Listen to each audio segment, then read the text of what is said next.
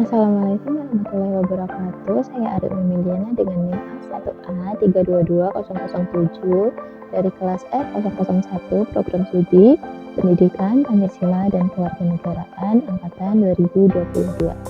Di sini saya akan menganalisis sebuah buku dan jurnal yang akan saya jelaskan secara ringkas isinya. Nah, yang pertama yaitu buku tentang hukum tindak pidana khusus oleh Hasan Mulkam tahun 2022.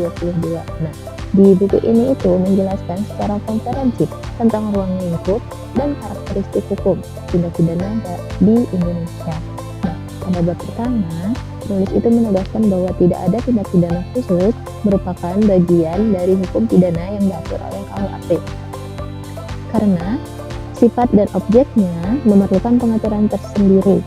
Nah, tindak pidana seperti korupsi, narkotika, atau psikotropika memerlukan aturan yang lebih rinci dan bersifat komprehensif. Di sini lahir konsep lex specialis derogat legi generali, yaitu bahwa hukum itu bersifat khusus mengesampingkan hukum umum. Bab ini juga menegaskan bahwa pentingnya perbedaan antara tindak pidana umum dan tindak pidana khusus dari segi subjek, ancaman sanksi, dan mekanisme hukum acara. Nah, di bab 2 membahas tentang tindak pidana korupsi. Nah, yang mana dipahami sebagai penyalahgunaan jabatan atau kewenangan untuk memperkaya diri sendiri atau orang lain dengan cara merugikan keuangan negara. Dalam bagian ini dijelaskan pula unsur-unsur korupsi, mulai dari tindakan melawan hukum hingga kerugian terhadap negara, serta faktor penyebab seperti lemahnya moral, gaya hidup yang konsumtif, dan manajemen pemerintahan yang tidak transparan. Kemudian pada bab 3 membahas tentang tindak pidana pencucian uang atau money laundering. Nah, bab ini menjelaskan bagaimana hasil kejahatan, terutama dari tindak korupsi dan narkotika ini, dihilangkan jejaknya melalui sistem keuangan.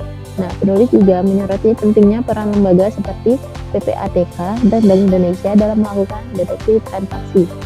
Kemudian, pada bab 4 membahas tentang tindak pidana ekonomi, yaitu pelanggaran yang berkaitan dengan kegiatan produksi, distribusi, ataupun konsumsi barang dan jasa yang merugikan masyarakat ataupun negara.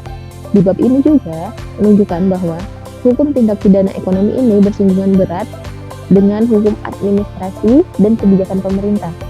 Nah, selanjutnya pada bab 5 ini membahas tentang tindak pidana informasi dan transaksi elektronik atau ITE yang menjadi relevan di era digital ini. Nah, dalam konteks ini, hukum itu harus menyesuaikan diri dengan perkembangan teknologi dan informasi, terutama menangani kejahatan di dunia maya seperti pencemaran nama baik dan penyebaran hoax.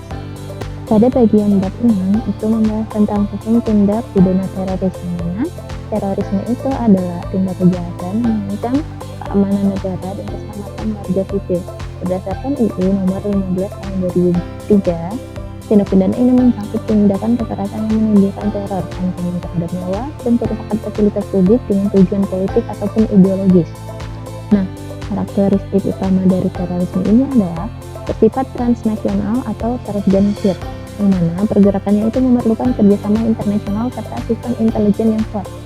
Nah, di buku ini juga Hasanal ini menekankan bahwa penanganan terorisme ini tidak hanya fokus pada pelaku, tetapi juga harus mencegah radikalisasi dan melindungi hak korban. Selanjutnya di bab 7 ini membahas tentang hukum tindak pidana narkotika. Nah, bab ini membahas kejahatan narkotika itu berdasarkan UU nomor 35 tahun 2009, yang mana narkotika ini diklasifikasikan menjadi beberapa golongan berdasarkan efek dan potensinya. Nah, Hasanal ini juga menjelaskan bahwa tindak pidana narkotika ini dapat berbentuk delik formil atau perbuatannya sudah cukup untuk dipidana, maupun delik material yang mana harus ada akibat yang timbul terlebih dahulu. Nah, di bab 8 ini membahas tentang hukum tindak pidana psikotropika, yang mana psikotropika ini diatur dalam UU nomor 5 tahun 1997, yang mana berbeda dengan narkotika. Psikotropika ini mempengaruhi susunan secara pusat yang menyebabkan perubahan perilaku. Nah, Nah, bab ini juga menjelaskan tentang penggolongan psikotropika dari golongan 1 hingga golongan 4 dengan sanksi yang berbeda-beda. Selanjutnya lanjut ke bab 9 yang mana tentang hukum tindak pidana anak, yang mana bab ini mengulas tentang sistem pemidanaan terhadap anak yang berkonflik terhadap hukum. Nah, anak ini yang melakukan tindak pidana ini tidak dapat disamakan dengan orang dewasa karena masih tahap perkembangan moralnya.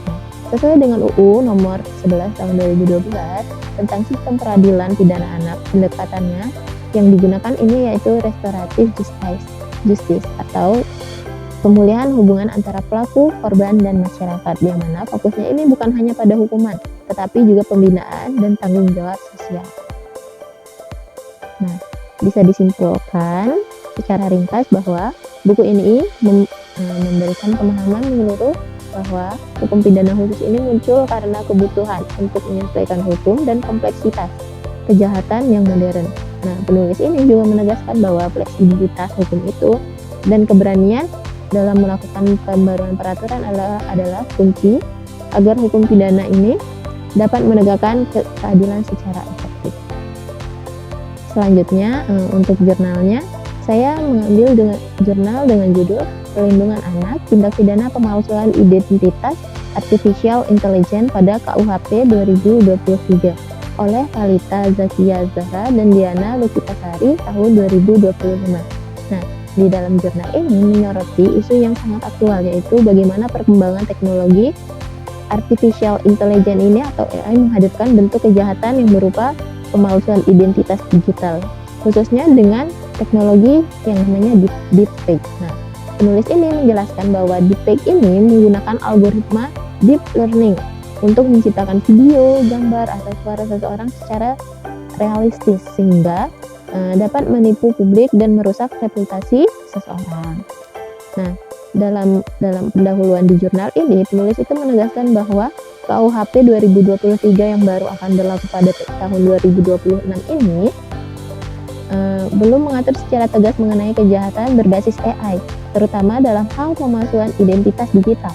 Akibatnya, perlindungan terhadap korban ini belum optimal karena tidak ada pasal yang secara eksplisit menyebutkan istilah AI atau deepfake.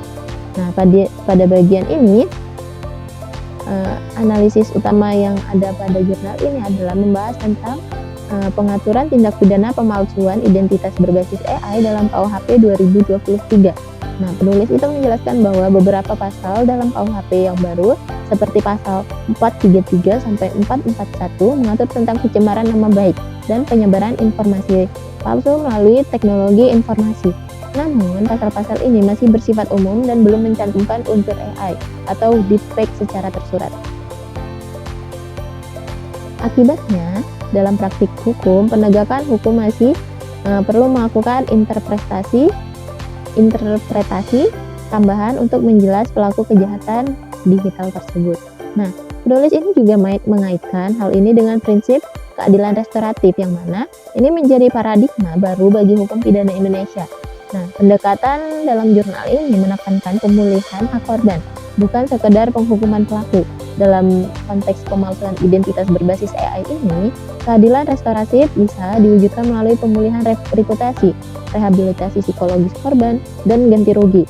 Nah, sebagai perbandingan, penulis ini menyoroti AI Act di Eropa, yang mana secara tegas mengatur penggunaan AI dan memberikan perlindungan hukum bagi korban penyalahgunaan teknologi tersebut, yang mana hal ini harus dijadikan contoh bagaimana Indonesia ini harus menyusun regulasi yang serupa agar hukum tetap relevan dengan tantangan teknologi di masa depan.